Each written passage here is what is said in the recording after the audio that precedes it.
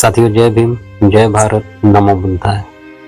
साथियों, डॉक्टर बाबा साहब अम्बेडकर का आखिरी सार्वजनिक कार्यक्रम राज्यसभा की कार्रवाई में शिरकत करने के बाद नवंबर के आखिरी 3 हफ्तों के दौरान बाबा साहब दिल्ली से बाहर थे।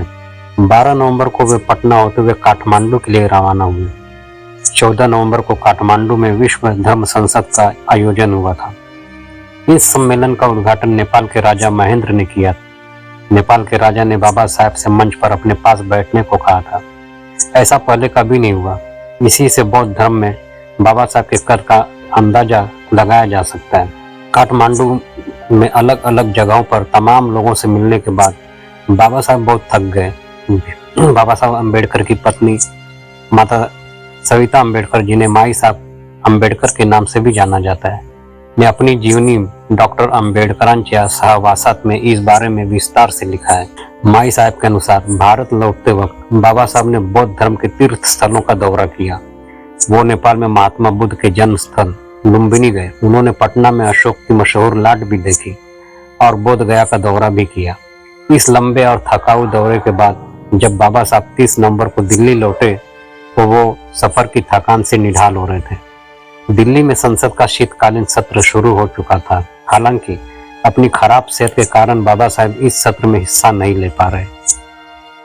इसके बाद भी 4 दिसंबर को बाबा साहब ने राज्यसभा की कार्रवाई में शामिल होने की जिद की। बाबा साहब के साथ डॉक्टर मालवंकर भी थे। उन्होंने बाबा साहब की सेहत जांची और कहा कि अगर बाबा साहब संसद की कार्यवाही में शामिल होने चाहते हैं तो उन्हें कोई एतराज नहीं। 4 दिसंबर को बाबा साहब संसद गए, राज्यसभा की कार्रवाई में हिस्सा लिया और दोपहर बाद लौट आए। लंच के बाद वो सो गए। ये बाबा साहब का संसद का आखिरी दौर था। नानक चंद रत्तू पंजाब के होशियारपुर जिले के रहने वाले थे। वो काम की तलाश में दिल्ली आए और यहाँ वो डॉक्टर बाबा साहब अम्बेडकर से मिले। बाद में वो हमेशा बाबा साहब के साय की तरह उनके साथ रहे। 1940 में नानक चंद ने बाबा साहब के सचिव के तौर पर काम करना शुरू कर दिया। बाबा साहब की जिंदगी के आखिरी दिन यानी 6 दिसंबर 1956 तक नानक चंद उनके सचिव रहे। नानक चंद ने बाबा साहब के लेखों को टाइप करने में भी मदद की थी। बाद में नानक चंद ने बाबा साहब की याद में 2 किताबें भी लिखी। नानक चंद रत्तू का जन्म 6 फरवरी 1922 को हुआ।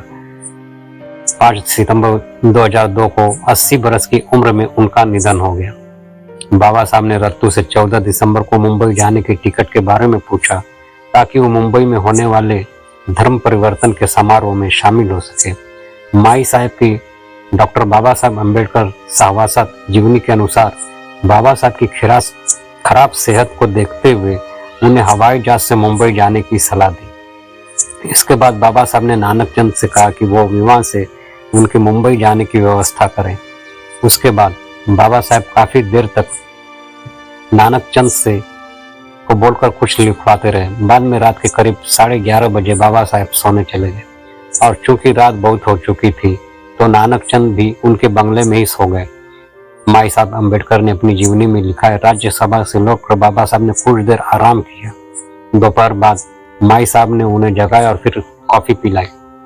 26 अलीपुर रोड के बंगले के लॉन में बैठकर बाबा साहब और माई साहब ने कुछ बातें की। उसी वक्त नानक चंद वहां आ गए।